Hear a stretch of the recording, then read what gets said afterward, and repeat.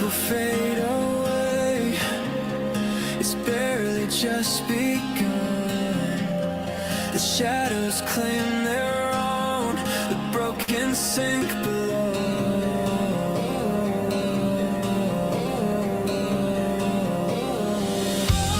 Fate will steal our days.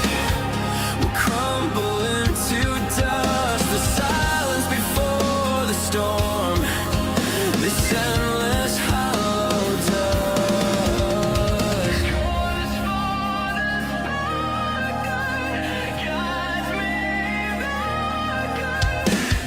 Weary of wandering blind, weary of holding on. Burn it all to the ground. Burn it all to the ground. Shattered.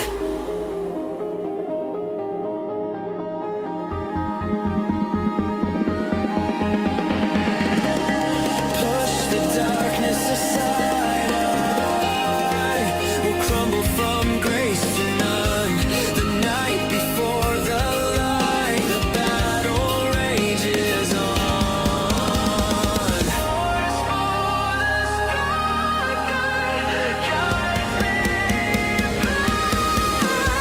Weary of wandering blind, weary of holding on. Burn it all to the ground. Burn it all to the ground. Weary of empty fights, weary of hollow nights. Burn it all to the ground. Burn it all to the ground. Shattered.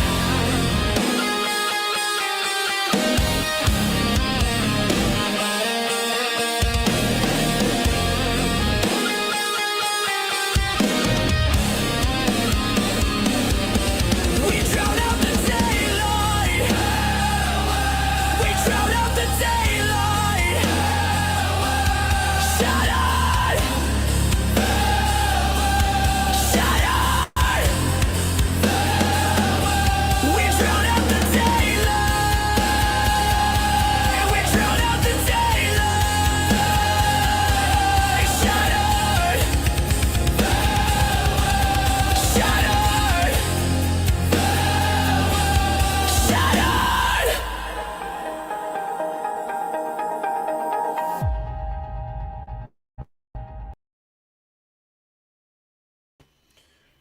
Y'all already know what it is, man. We are back here to serve some more game on the ground for them hungry hounds who just got the pound and are ready for the next round. So with that being said, make sure y'all grab y'all. I was about to go into the old intro for a second, boy. No, sir. But with that being said, y'all can see the title of this episode, this live, whatever you want to call it. We're going to be checking out the most recent emergency meeting that Andrew Tate did. I think it was like yesterday or something. So, let's go ahead and jump into it, man. I don't got really too much to say beforehand, except that Tate always be speaking facts. So, let's get this pulled up quick.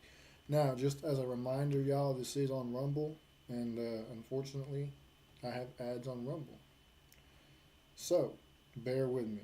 There's probably going to be an ad at the start of this video. Ooh, excuse me. Alright, let's get into it. In 3, 2, 1.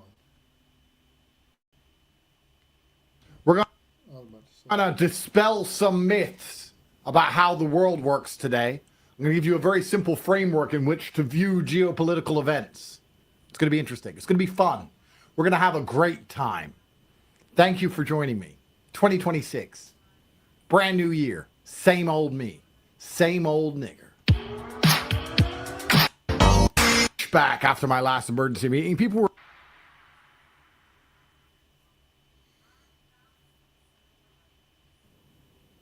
Now, I got some pushback after my last emergency meeting. People were accusing me of saying things that were racist.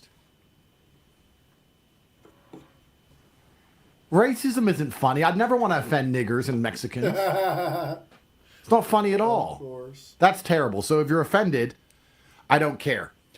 The reality of the world is what we are here to discuss. Because I see a lot of females and liberals and idealists pontificating about how things should be done. And as professionals, we need to understand the difference between idealism and how things perhaps should be done in a perfect world and how things are actually done. Because your mental framework as a man must be built on the reality of things. Let me give you an example. Idealists would quote or state that nobody should steal. And I would agree with them. They are not wrong.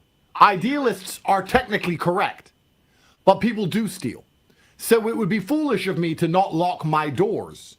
Because I believe in some idealistic notion that because something is technically mine, nobody else is going to take it.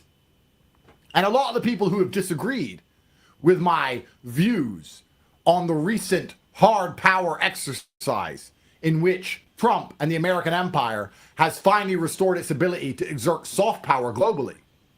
Many people have said it was wrong and it shouldn't have been done, and that it was unfair. But these are idealists, and idealists do not live in the real world. Some other streamer tweeted some crap at me and did a stream about how it was wrong, blah, blah. Not understanding the reality of things. There is wrong and there is right from a moral perspective, and there is wrong and there is right from a might perspective. There is also the understanding that once the American empire falls, our way of life as we know it will end. As imperfect as the American empire is, as much faggotry and femme-centric, gynocratic bullshit we have to deal with, I would argue we will not be any more free or have any better a life when China is the global superpower. I would argue that we'll have more problems. Same with Russia, because I'm not Russian. I was born in America. I'm a Western man. And as much as I dislike certain things about the American empire, the way of life I know, my mental model that I operate within, requires America to be the world's #1 superpower. So for that reason, I want America to do well. And if you want it to do well, you have to understand that in most scenarios in life, because we're not idealists, we're not fucking sneeko, we have a brain. We understand that someone has to lose for somebody else to win. There's Boy, Sneeko just kind of strange. very few scenarios in life which are perfectly equal 50-50, everybody wins. There are winners and losers. And every time America does not win, somebody else does win. And America's been handing wins over to the enemies. And when I say enemies, even if they're not overtly at war, it is a war for influence. The enemies of the Western way of life for far too long. And this hard power exercise has restored Trump's ability to exert soft power globally, which is extremely important. So I want to explain to you, without an idealistic, I'm in New York, I make arty-farty stupid videos, someone who actually understands the world. I want to explain to you how the world works. And the world at the top works exactly the same as the world at the bottom. How do I know how the world works? Because I grew up around street gangs. And guess what? At the top, between the countries and the intelligence agencies, it's really not that different. So the world is a big place full of stuff. And everybody's trying to take the stuff. This is important. I want you guys to understand this. Everybody is out here trying to take stuff, whether it belongs to them or not. They're trying to take other people's shit. Now, America can print dollars. So America has a life hack. Because if America finds out that you have some stuff, some gold, they can print free money from the sky and give it to you, and you give them your valuable gold. That's America's life hack. That's why America's rich. This all happened post-World War II, of course. But this show is only an hour long, so I'll give you the very quick version of history. At the end of World War II, Europe, including the Allies, were broke. America had all of their gold because during the war, when they had to get tanks, ammunition, guns, boats, whatever, they were buying it off America in gold. So America now has all of the world's gold. And the war has ended and these countries are broke. So how do you have a currency without gold? So America said to them, hey guys, you don't need gold because the dollar is linked to gold. So we'll give you a bunch of dollars and you can link your currency to the dollar. This is the very simple version. Everybody said yes, trusting America to keep its dollar linked to gold. But nobody talks about the fact that America continued going to war after World War II. America continued to exert its dominance globally. America had a proxy war with Russia in Korea, the Forgotten War, in the 50s. Then they had a proxy war with Russia in Vietnam. And we're going to talk about proxy wars later on. It was the French who, I believe, first said, hey, America's going to war all the time. That's very expensive. How do we know they have enough gold to pay for all these wars? Because they say the dollar's backed by gold, but they're going to war and that's very expensive. I don't want dollars anymore. I want my gold back. And they told the American government, here, take your dollars that the franc is linked to and give me my gold. And at the time, the dollar was linked to gold. I think it even said on the note, exchangeable for its weight in gold. So America gave the dollars back. And the French, for the first time in human motherfucking history, were correct about something. That America was printing more dollars than they had the gold for. And that we were scamming the system. So when England asked for its gold back, America thought, shit, there's more dollars than there is gold. Everyone's going to keep asking for their gold back. We don't have enough gold. So now we're going to de-link the dollar and gold. We're going to de-link them. So now the dollar's backed by nothing but the fact that you must accept the dollar globally or we're going to come and kick your ass. So the dollar is the global reserve currency because if you don't accept it, we'll fuck you up. The dollar is backed by violence. The dollar is backed by the American military machine. Any country that had these fantastical, whimsical ideas about not using the dollar any longer, Libya, Iraq, etc., something happened and the leader changed. And all of a sudden, they used the dollar again. So because everyone accepts the dollar, America can print unlimited free money to steal everyone else's shit. Right? Because let's imagine you're Botswana and you want to do business with Chile. And you say to the Chileans, hey, I need your jalapenos. And the Chileans say, okay, buy them then. And you say, here's some Botswanan. What the fuck do they use in Botswana? Botswanan fucking peanuts. The Chileans are going to be like, well, we don't really want your Botswanan peanuts because we don't know if they're going to be even worth anything in a week. You might have a coup. You might print too much. It's not backed by anything. All the global currencies follow the dollar and aren't backed by anything. I don't trust it. Give me dollars because I believe in the American military machine. So the whole dollar system is based on the fact that America can kick everyone's ass. And this is important because as soon as the world doesn't believe that America can kick their ass, they stop using the dollar. And as soon as they stop using the dollar, the Western world as we know it goes broke. So I ask you a question. To all of you people in America crying that we kidnapped some fucking Mexican out of Venezuela, do you want your currency to collapse? Do you think that your life will be better if your currency collapses and food riots begin on your streets? Or do we just want to kidnap a Mexican? The thing is, the Venezuelans understand this very well. If you live in Venezuela and you have a whole bunch of money, people will kidnap your ass for the money.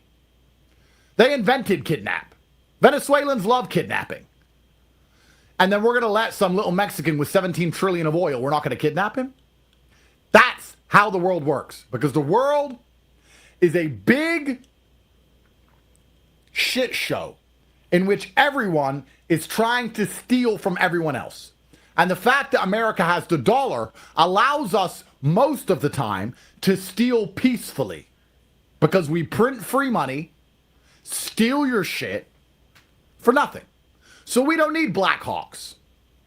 Because if we can't buy it because you won't sell it to us, luckily, there's always some other dipshit in your country who will sell it to us. So, for example, if you're an idealist who doesn't want my dollars for your gold, well, because we love to spread democracy and freedom, not because we want to give people a choice in the matter, because it gives us a choice in the matter. The reason we don't like dictatorships in the West is because then we can't choose who the leader of other countries are. If you're a dictator, you're in charge. But if it's a democracy, an election's coming up. So let's imagine there's two people. One who is an idealist who doesn't want to sell his gold to America, and he's the president, and an election's coming up.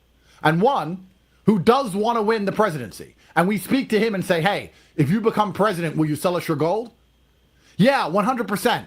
There's always someone who will sell out his country for the money.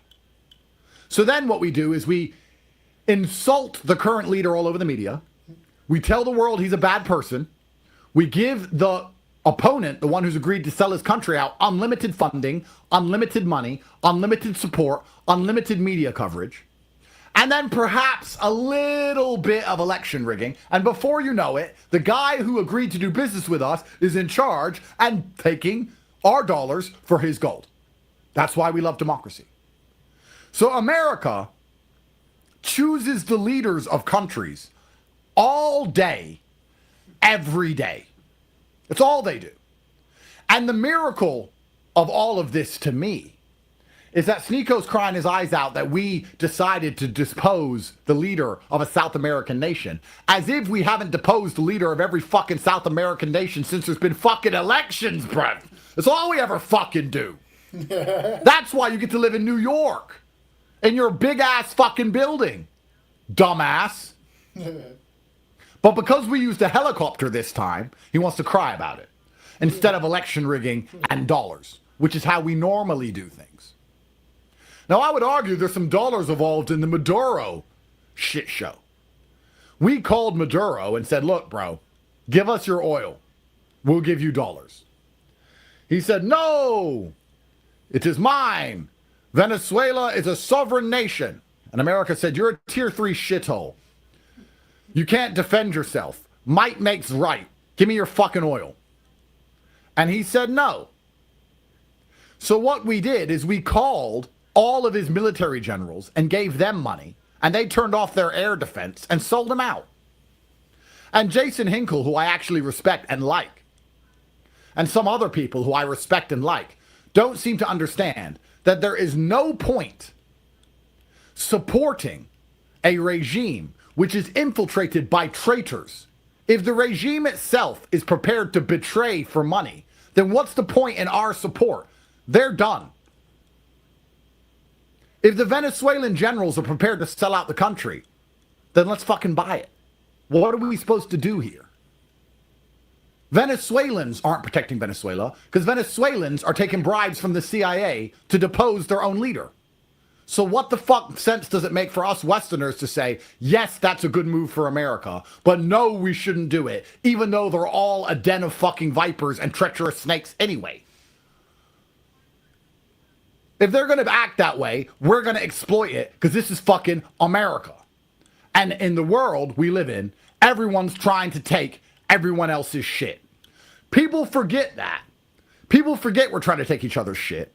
Because if you live in the West, you live in a relatively peaceful area and place. So you think the world's not a constant, never-ending war. You're sitting at home going, no, we don't live in a forever war.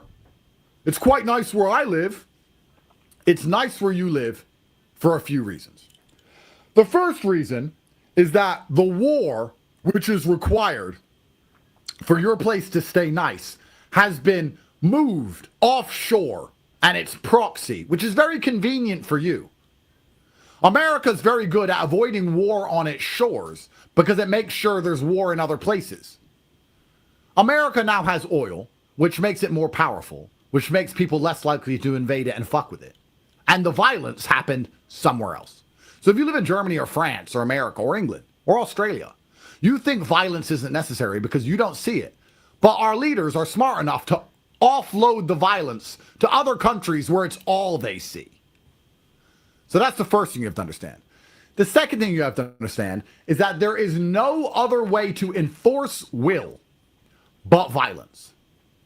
I've heard a lot of people talking about international law.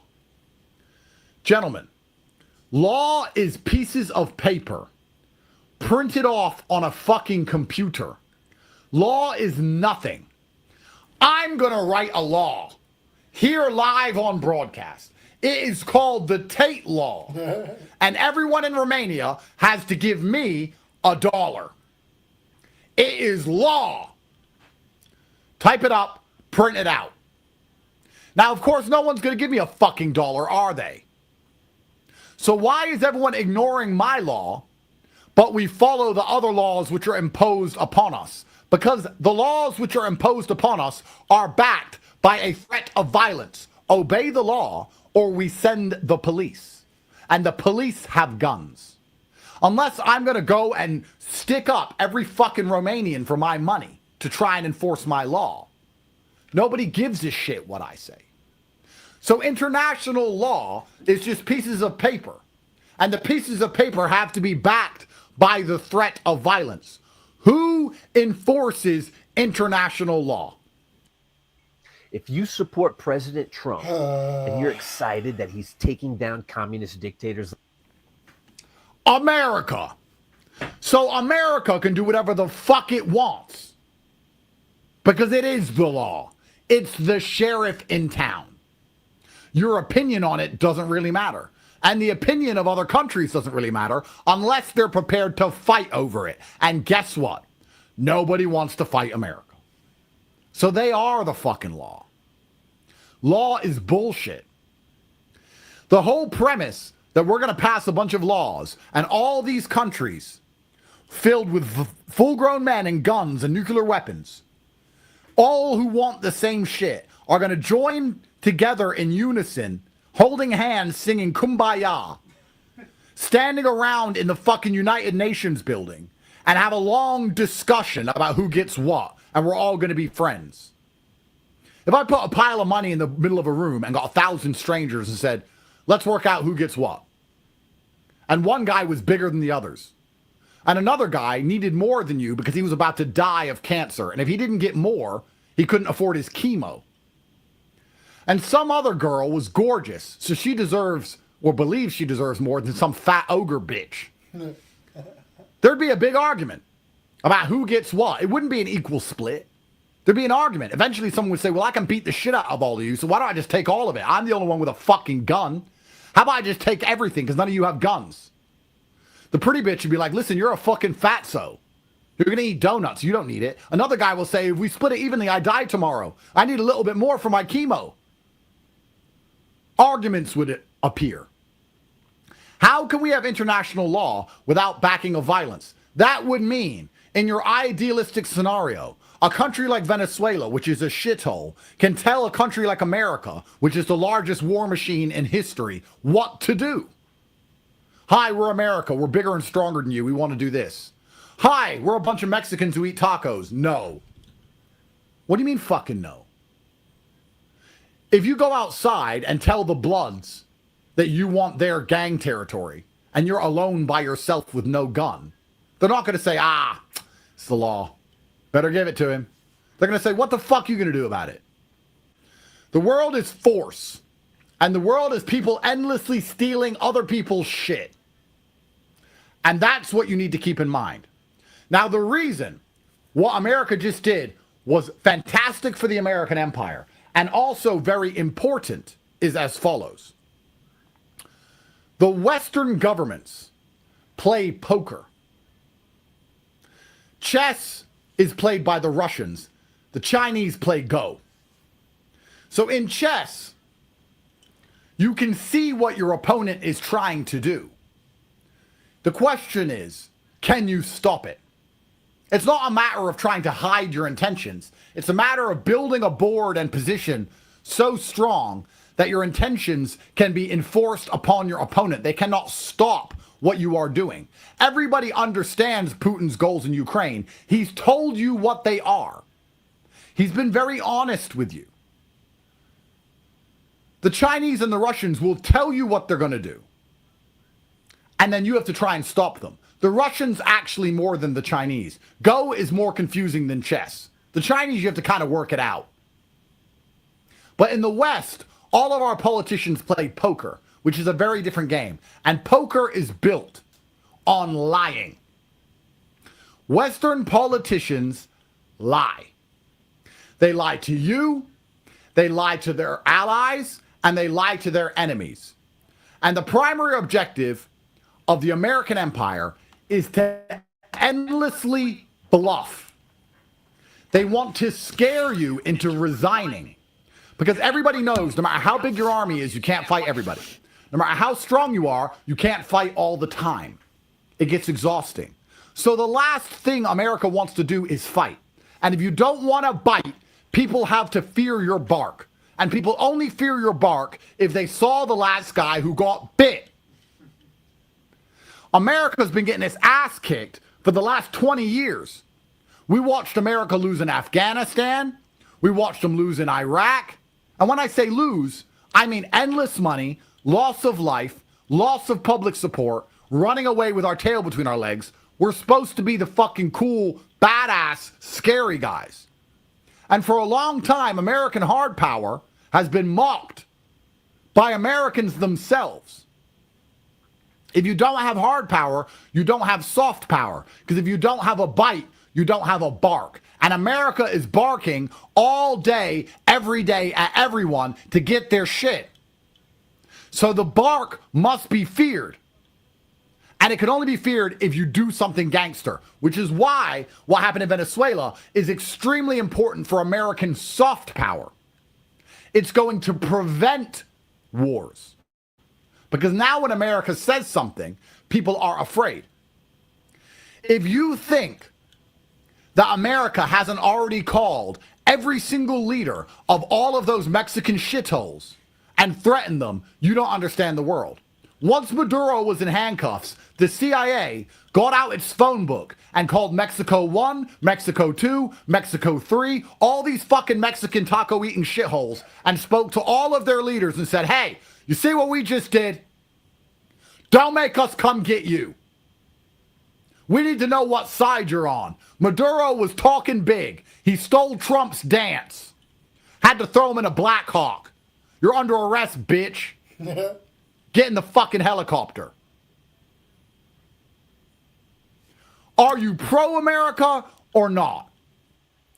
That's 100% facts, bro. It's a show of power, so people really understand that America really is about what they say they're about. It's a show of power that shows that, man, Trump don't play no games at all. You know, it's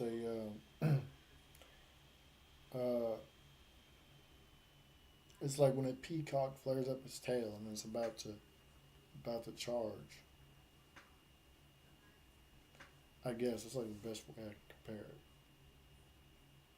It's like a snake, a venomous snake. When you see it hissing, its freaking fangs come out. That means it's about to bite you. And that's exactly what he's talking about. It's a show of power.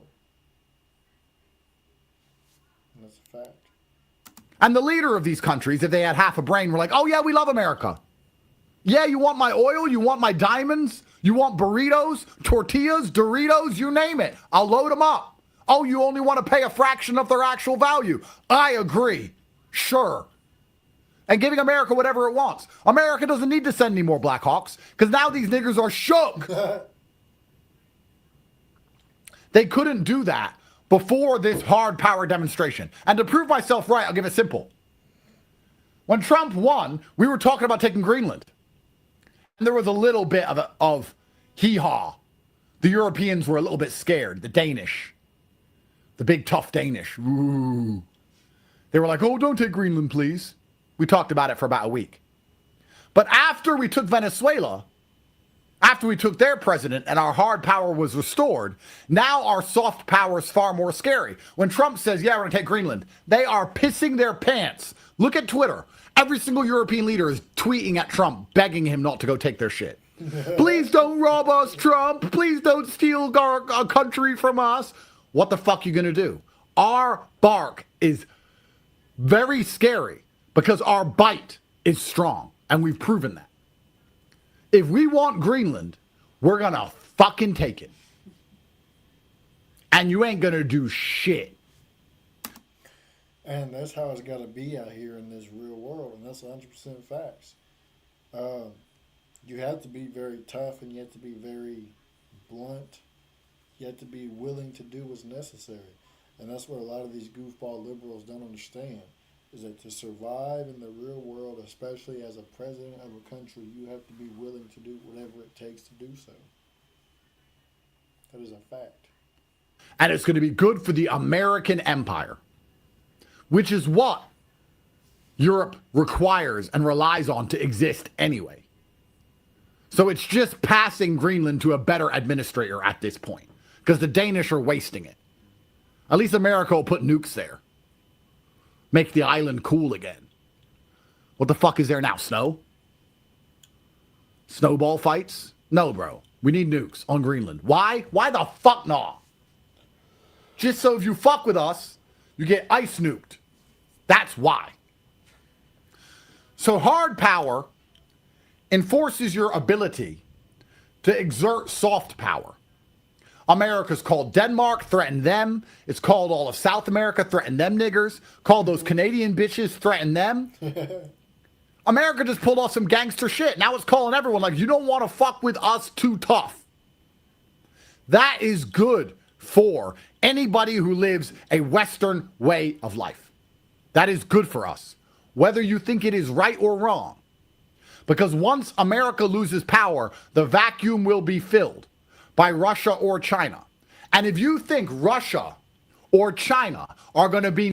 Try this strange 10-second sugar hack to reverse high blood sugar practically overnight. It works so... nicer to small shitholes like Venezuela than America is, you're a dummy. Because once China or Russia become as powerful as America is, they'll do even worse shit. We didn't kill Maduro. We put him in a fucking Black Hawk. He got a fun ride on an aircraft carrier. Now he's all over the news, wearing different outfits and walking around and shit and saying, I can't believe how many rights we get in America. He gets to go sit with fucking Luigi, who just blasted a healthcare CEO. And they get to eat food and chill. And we get 17 trill. Sounds good to me. Sounds good to me. So the reality of the world is endless violence or the threat of violence. And the threat of violence prevents violence. In Africa, all these countries nearby are trying to take each other's shit. You know there's like 5 wars going on in Africa right now. I know you don't care because no one cares about black people. But it's happening right now.